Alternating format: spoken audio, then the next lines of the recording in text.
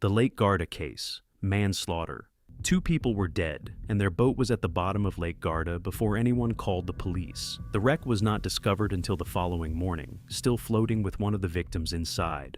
On the night of June 19, 2021, Umberto Garzarella, 37, and Greta Nedrati, 25, were returning by wooden rowboat across the Gulf of Salo on the western shore of Lake Garda. The boat was small but illuminated. The night speed limit on the lake is 5 knots. A Riva luxury motorboat traveling at approximately 20 knots, 4 times the legal limit, struck them head-on. The motorboat was large enough and fast enough to ride directly over the top of the wooden boat, crushing it. Garzarella died on impact. Nedrati was thrown into the water and drowned. The two men aboard the Riva, both 52-year-old German managers from Munich, did not stop.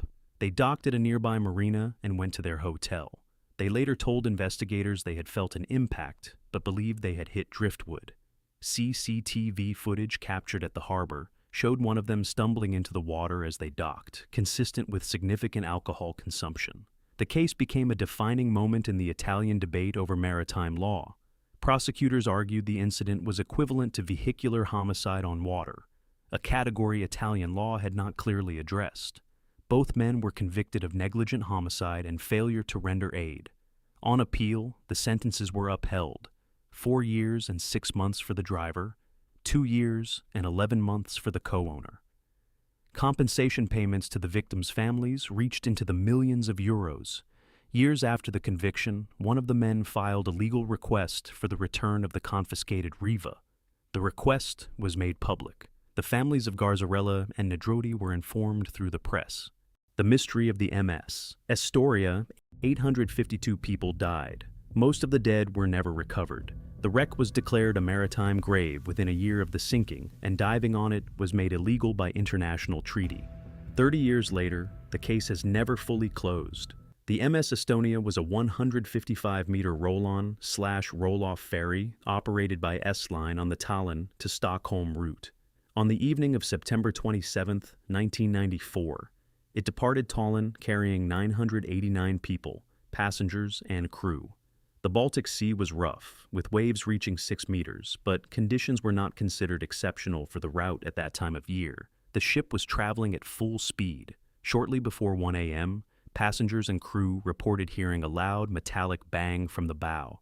What they heard was the bow visor, the hinged front door through which vehicles rolled on and off the ship, separating from the hull. The locks had failed under wave pressure. The visor tore away completely, pulling the car deck ramp open behind it. Water poured directly onto the car deck. Because the Estonia had no watertight bulkheads on that level, there was no mechanism to contain the flooding. Within minutes, the ship listed severely to starboard. People in their cabins were thrown against walls. Stairwells flooded. The ship's windows along deck 6, subjected to the force of the listing vessel meeting the waves, gave way. The distress call was not transmitted until 1:22 a.m. By 1:50 a.m., the ship had disappeared from radar. The entire sequence from first bang to complete submersion took approximately 50 minutes.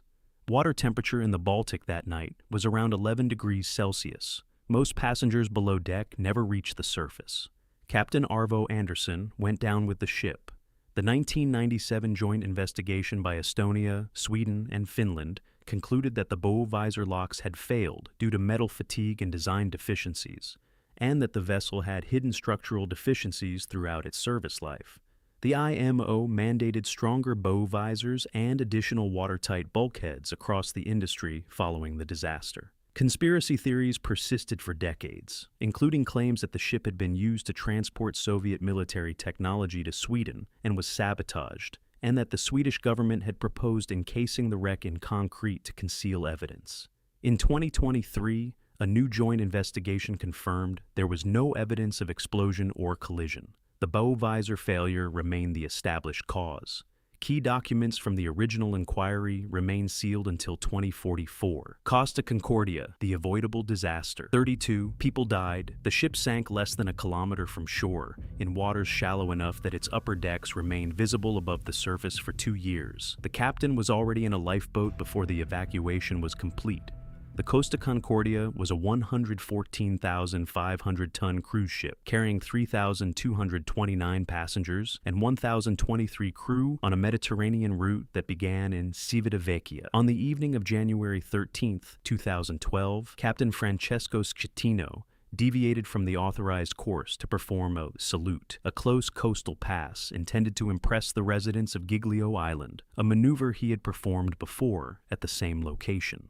At 9:45 p.m., the ship's port side struck an underwater rock formation at 15 knots, tearing a 53-meter gash in the hull below the waterline. 2 steel strips sheared off and fell to the seabed. Water flooded 3 compartments of the engine room and cut power to propulsion and ship services. The ship began to list. For over an hour, passengers were told there was an electrical problem and instructed to return to their cabins. The general alarm was not sounded until 10:54 p.m., more than an hour after impact. By then, the list had already made it impossible to lower the lifeboats on the port side. Passengers climbed down the outer hull in the dark. Some jumped into the sea and swam 800 meters to the island. Schettino left the ship in a lifeboat while hundreds of passengers remained aboard. A Coast Guard officer, Gregorio de Falco, reached him by radio. His order, "Vada a bordo cazzo," was broadcast internationally and became one of the most recognized phrases in Italian maritime history. Schettino did not return. He was convicted in 2015 of multiple counts of manslaughter,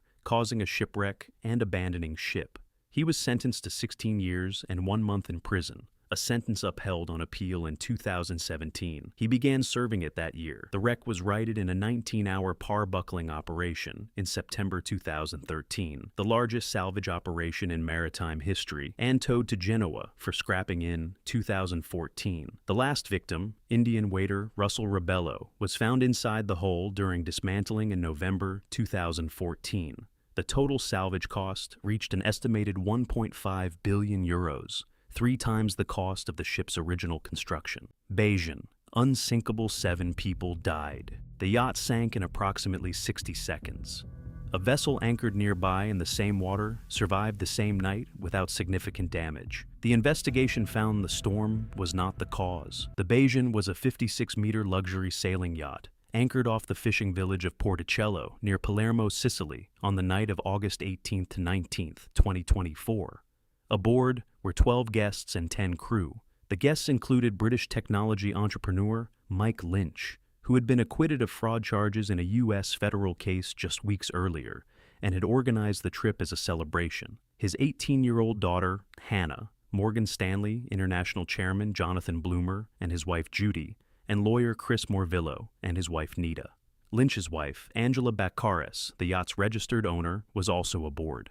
Shortly before 5 a.m., weather conditions deteriorated. Witnesses on shore described what appeared to be a waterspout. The Bayesian heeled sharply. Water entered through open hatches and ventilation systems.